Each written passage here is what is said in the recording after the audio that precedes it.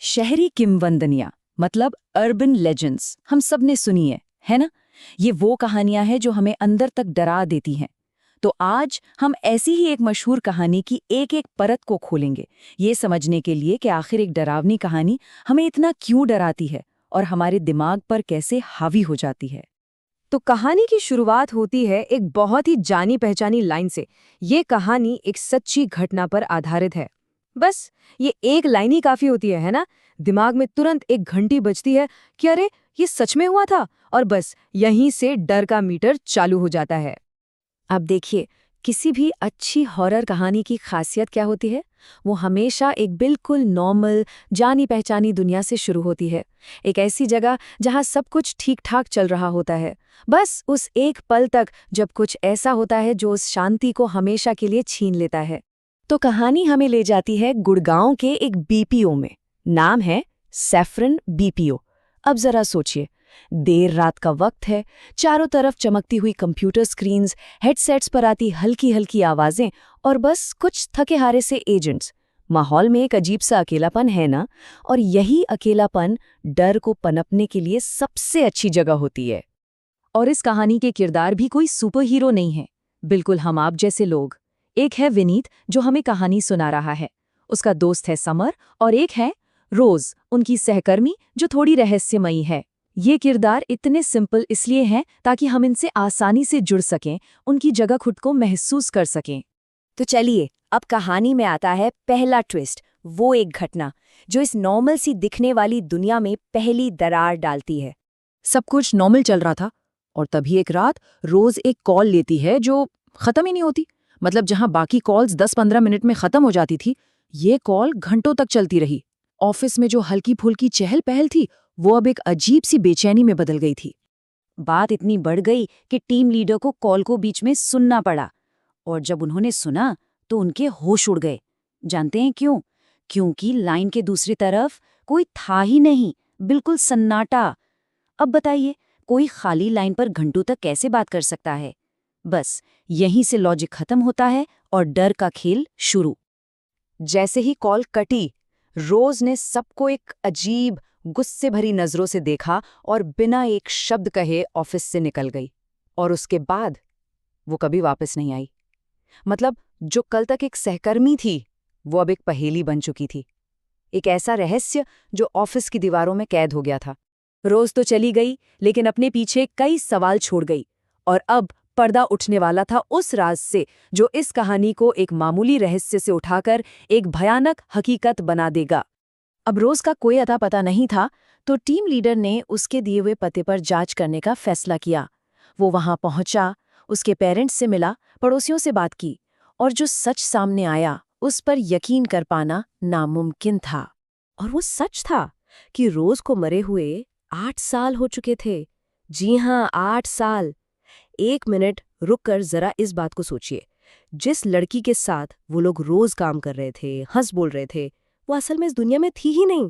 तो फिर सवाल ये उठता है कि अगर रोज 8 साल पहले मर चुकी थी, तो वो कौन थी जिसके साथ ये लोग हर रोज काम कर रहे थे? ये एक सवाल ही पूरी कहानी को एक मिस्ट्री से उठाकर एक खौफनाक भूतिया कहानी बना देता है। और इस सच के सामने आने के बाद ऑफिस में अजीब अजीब घटनाएं बढ़ने लगीं।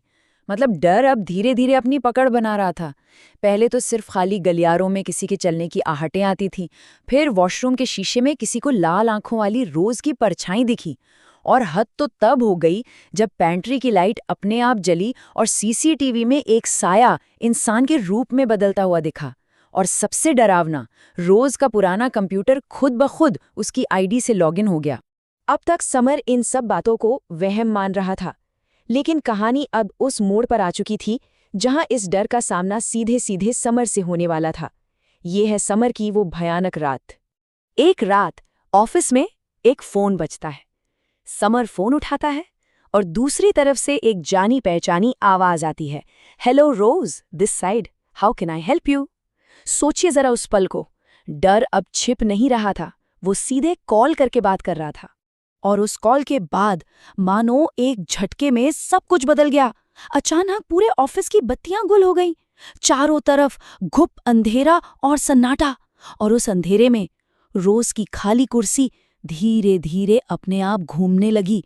वो ऑफिस जो कभी काम करने की जगह थी, अब एक डरावना जाल बन चुका था।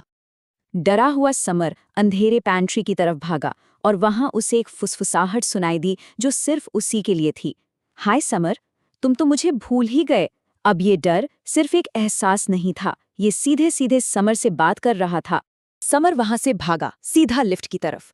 उसने ग्राउंड फ्लोर का बटन दबाया, लेकिन लिफ्ट का दरवाजा जब खुला तो वो ग्राउंड फ्लोर पर नहीं था।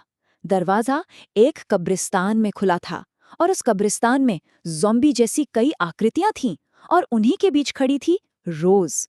वो समर को देखकर मुस्कुराई और बोली, अब तुम हाय क्यों नहीं कहते? ये वो पल था जहां हकीकत और वहम के बीच की लकीर पूरी तरह मिट चुकी थी।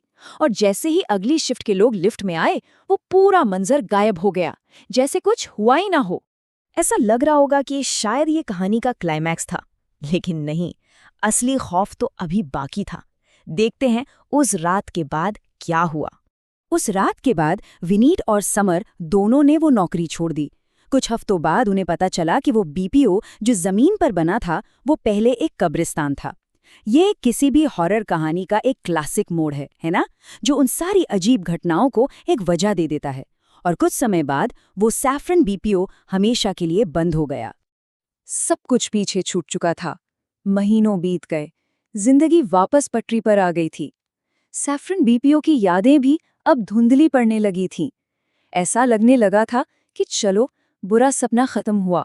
लेकिन हॉरर कहानियां इतनी आसानी से पीछा नहीं छोड़ती। और फिर एक रात ठीक 2:45 पर समर का फोन बजता है। वो फोन उठाता है और दूसरी तरफ से वही आवाज आती है, hello, Rose this side, how can I help you? ये कॉल इस बात का सबूत थी कि वो डर उस इमारत में कैद नहीं था, वो आजाद था। और जब कॉल का सोर्स पता किया गया तो सबके होश उड़ गए। कॉल कहाँ से आई थी पता है? सैफरन बीपीओ के उसी लैंडलाइन नंबर से जो सालों से बंद पड़ा था। मतलब ये डर अब सिर्फ एक याद नहीं, बल्कि एक श्राप बन चुका था जो समर का पीछा कर रहा था। तो आखिर में ये कहानी हमें एक सवाल के साथ छोड़ जाती है। अगर कोई डर, कोई साया आपका पीछा आपके घर तक कर सकता है, तो क्या कोई इंसान कभी सच में पूरी तरह से सुरक्षित हो सकता है? या फिर कुछ कहानियां खत्म होने के बाद ही असल में शुरू होती हैं?